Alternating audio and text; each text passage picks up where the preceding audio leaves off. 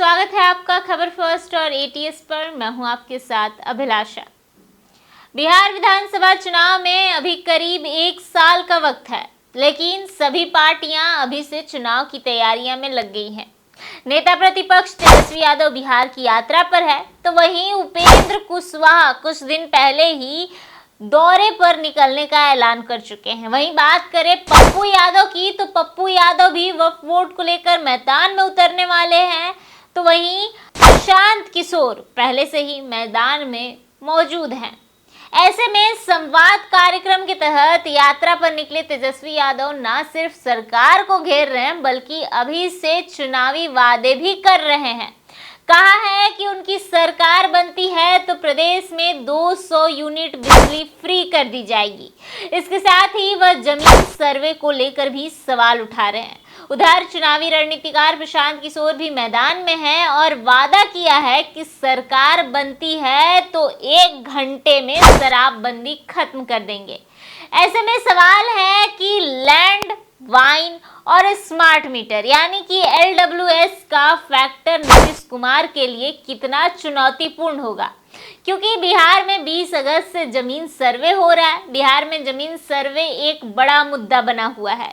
BJP के ही कई नेताओं ने भूमि सर्वेक्षण को लेकर विरोध जताया है। बीते रविवार 15 सितंबर को तेजस्वी यादव ने कहा कि जमीन सर्वे अभी भ्रष्टाचार का एक बड़ा उदाहरण है बिहार में। जी हाँ, स्मार्ट बिजली के मीटर में भ्रष्टाचार हो रहा है, बिजली महंगी हो गई है।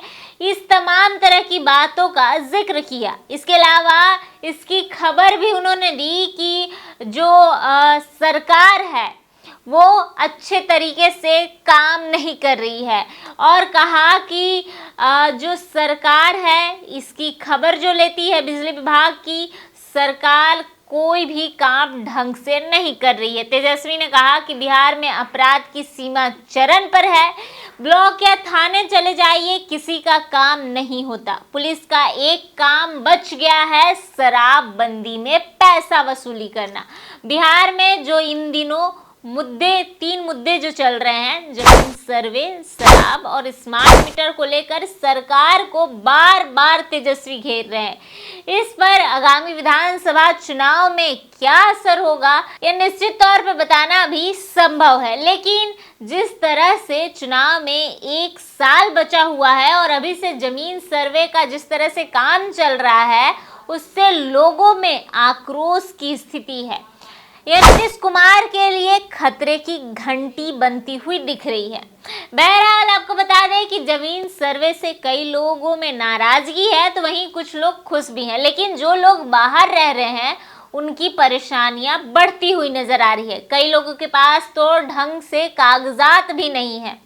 वहीं बिहार सरकार के जो पदाधिकारी है वह सही ढंग से काम नहीं कर रहे हैं। किसी की जमीन किसी के नाम पर करने वाले अंचल अधिकारी भी अब उस विभाग में काम नहीं कर रहे हैं। इससे लोगों के बीच काफी परेशानियां और आक्रोश बढ़ता हुआ नजर आ रहा है।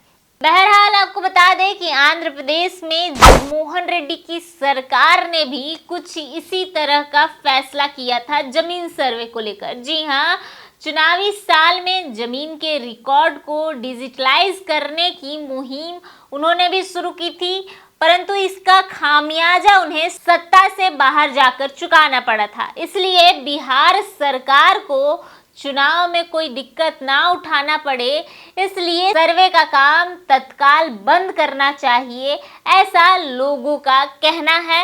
नहीं तो आंध्र प्रदेश वाली स्थिति बिहार में भी हो सकती है। वहीं स्मार्ट मीटर को लेकर भी बड़ा बवाल हो रहा है। स्मार्ट मीटर भी एक बड़ा मुद्दा माना जा रहा है। कहा जा रहा है कि बिजली की समस्या भी बिहार में तेजी से बढ़ रही है। इसको लेकर भी प्रदेश के लोगों में आक्रोश है। स्मार्ट मीटर के जो बिजली बिल है उनसे लोग परेशान हैं और विपक्ष इसका फायदा उठाने में लगा है। जी हाँ, तेजस्वी यादव ने अपनी सरकार आने पर 200 यूनिट बिजली फ्री करने का ऐलान कर दिया है। ऐसे में अगर समय रहते सरकार इस पर कदम नहीं उठाती है तो तेजस्वी यादव का ये ऐलान सरकार पर भारी पड़ सकता है। हालांकि सरकार चाहेगी तो इस पर कमांड कर सकती है। बहरहाल एक और मुद्दा बहुत ही हाई प्रोफाइल हो गया है। जी हाँ, शराबबंदी का मुद्दा।